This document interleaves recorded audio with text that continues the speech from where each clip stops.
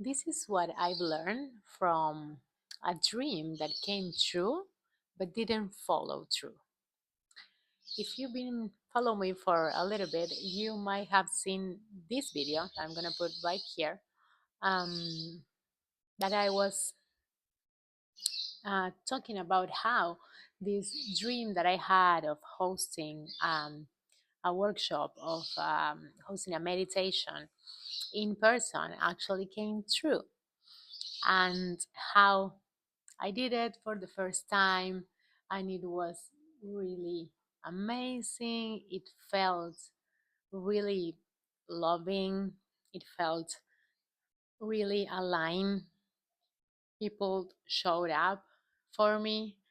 A couple of new friends that I made showed up for me, and how whole experience was beautiful, and how I was yeah, really excited about it and encouraging you to try it out.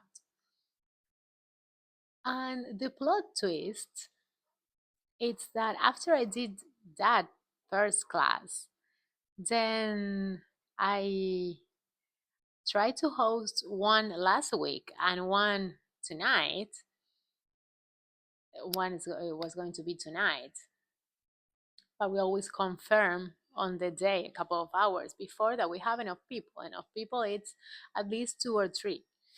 And both times, last week and this week, I had no one signing up. So I had to cancel the class, today's class and last week's class.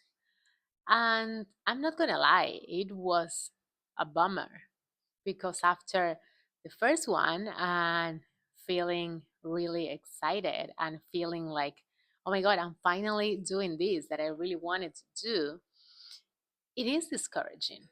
And if you have ever tried, or if you have maybe your own business, you know how it is. You have one really maybe successful launch of a product, of a course, of like a coaching program, whatever, and then you do another one and you feel like the momentum is there, and yes, and things are moving forward finally, and then it's crickets.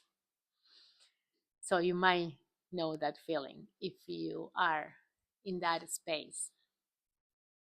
So there are a couple of things that this experience is teaching me. And this doesn't mean that I'm not going to keep trying it, because I do feel it's something that it's aligned with me, and that is something that I really want to do. Maybe it needs to evolve a little bit, shape and form, but I know that's the path, even if it's not exactly like that. But here are some things that I learned, and some things that I think are gonna really be, I'm gonna really take them with me. And the first one is being able to not lose the excitement, because I was so excited after the first one. Went great. I was so excited. And when I decided to do it 2 weeks after that, I I wasn't that excited anymore. It was okay, it was fun, but something felt a little bit less excited. And this week too.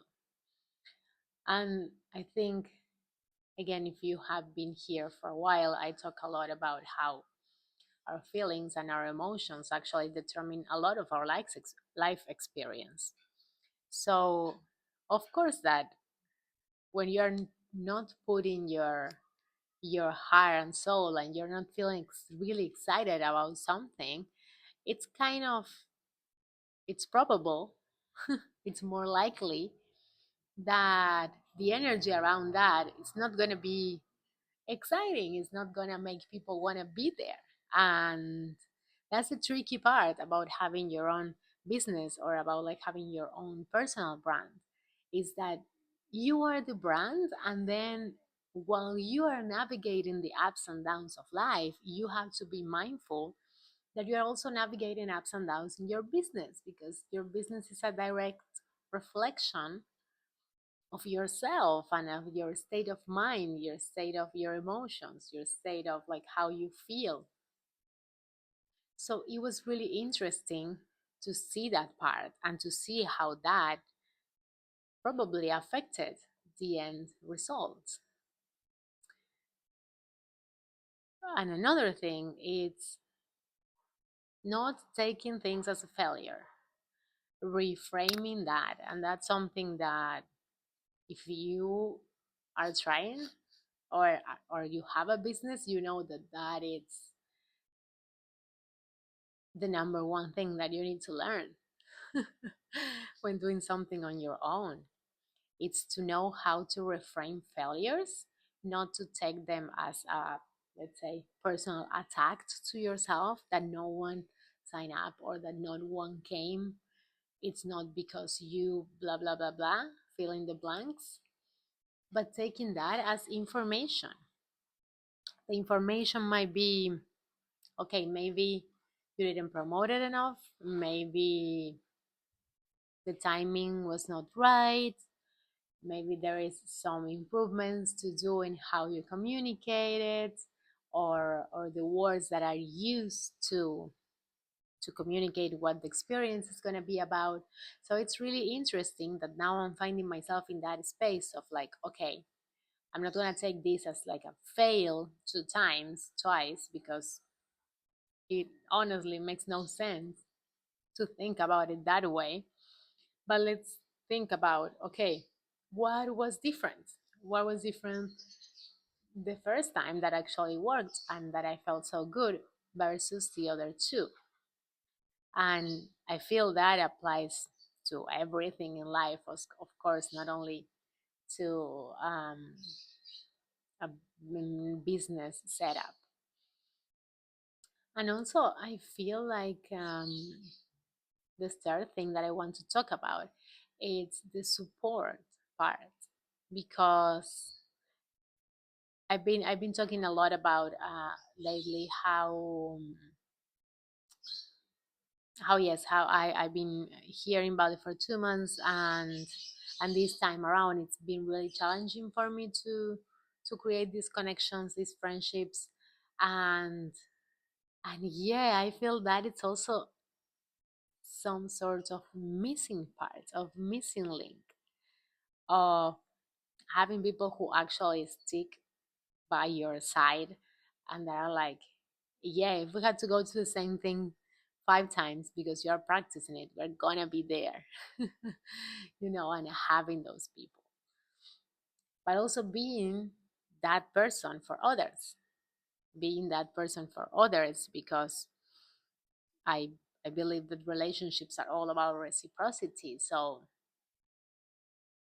I feel like as I had put myself out there, and trying to meet people and create these connections, but maybe not in the deep way that I know I could reach.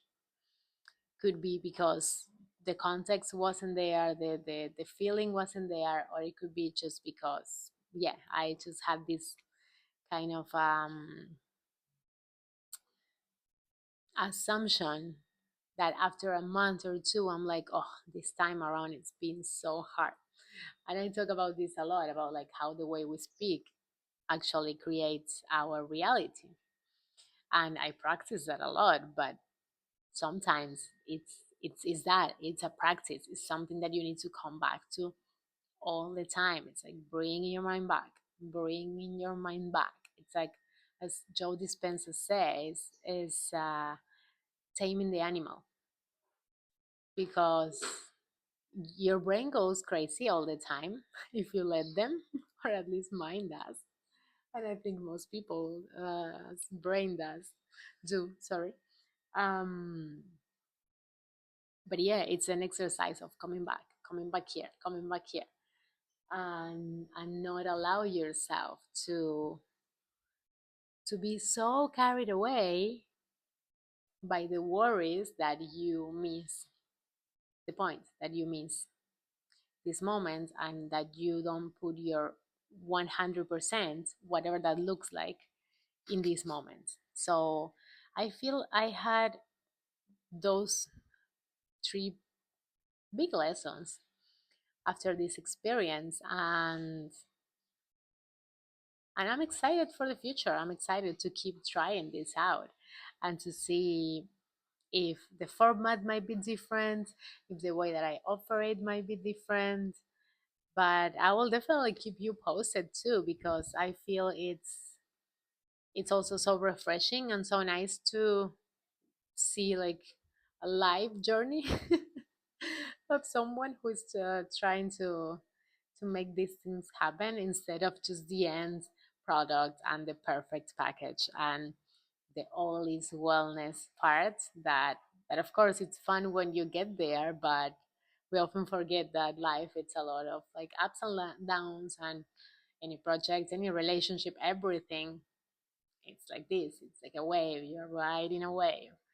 and and I think what matters the most is the willingness to try to go and try again, go and try again, go and try again, go down, but being willing to get up and keep doing it again. So, yes, that's all for today. Sending you a lot of love and see you again tomorrow.